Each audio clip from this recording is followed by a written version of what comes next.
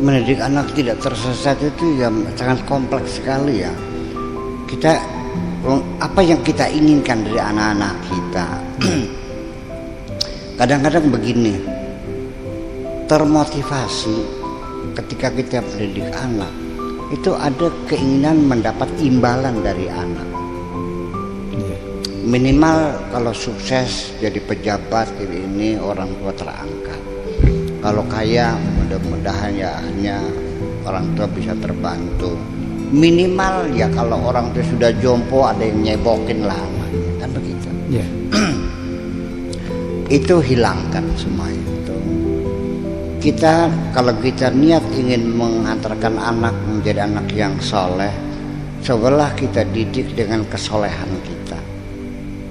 Katakan, ya Allah, ini titipanmu, akan kuurusi, kubimbing, didik, dan aku tidak mengharapkan imbalan apapun dari anakku. Anak juga mengerti ketika orang tua mendidiknya dengan tulus ikhlas, dengan orang tua mengkomersilkan anaknya. Ya, jadi sampai sekolah pun orang tua yang mengarahkan sekolahnya ini, jodoh juga orang tua ini anaknya dikaunya boneka atau apa sebetulnya? Ini orang tua salah persepsi. Ini kan anak manusia yang punya cita-cita, harapan, keinginan, perasaan sendiri. Ini sekolahnya yakin orang tua, jodohnya dengan orang tua, sampai usahanya orang. Jadi orang tua menghendaki anaknya seperti dirinya. Ini sudah nanti ke depan jangan kecewa ya ketika anak itu berikan perlawanan. Ya, memang kita tidak menghendakinya, tapi kalau jangan kecewa. Nah kalau seandainya anak yang kita biayai segala-galanya sampai sawah dijual, sampai rumah digadekan, ternyata setelah dia kaya anak itu tidak bisa, waduh kecewanya bukan main. Itu. Jadi artinya satu, membekali anak itu bukan dengan materi. Jangan membekali anak dengan sawahnya sekian hektar. Banyak orang tua yang mempersiapkan anaknya sampai mendetail.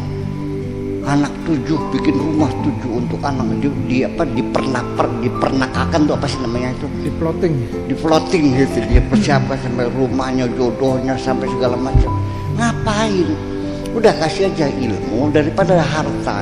Habis harta mah masih mending dengan keterampilan, keahlian. Percayalah anak kita yang berilmu, saya yakin kok dimanapun dia hidup dia bisa cari makan kok. Itu saja. Jadi saya kira kita simplicity aja, dengan gampang sajalah menghantarkan anak kita yang soleh itu artinya seperti apa. Kalau bidang keagamaan ya minimal ya dari mulai SD masuk ke madrasah diniyah lah, atau kalau di kampung jadi musola, minimal bisa baca Quran dan bisa jampi-jampi sholat. Itu saja saya sudah tenang kok, dia akan jadi muslim yang baik. Iya, minimal bisa baca Quran dengan tajwid yang benar. Udah, untuk mendalami fikih yang dalam itu saya kira nanti tergantung pada anak sendiri, bisa belajar sendiri. Yang penting itu saja. Kemudian juga etika sebagai anak, ini pesan moral. Kita sendiri juga menjadi lengah ya. Ada pergeseran-pergeseran sekarang. Anak-anak kita sekarang sudah jarang pakai bahasa kromo inggil tuh. Sudah jarang kok. Di sini sudah pakai bahasa bagongan aja. Ya, itu pergeseran nilai pada anak-anak itu. Anak-anak lawan orang tua banyak sekali. Hampir setiap rumah anak pada ngelawan. Punten aja nih. Betul. Ini kenapa? Itulah pengaruh daripada teknologi. Tidak bisa tidak. Iya, semuanya pengen serba cepat. Iya, dulu saya pernah cerita beli baju tuh, kata ibu nunggu ntar bulan depan ini harga padinya masih murah gitu. Nunggu sebulan. Anak kita sekarang, minta uang sekarang, bilang besok banting pintu.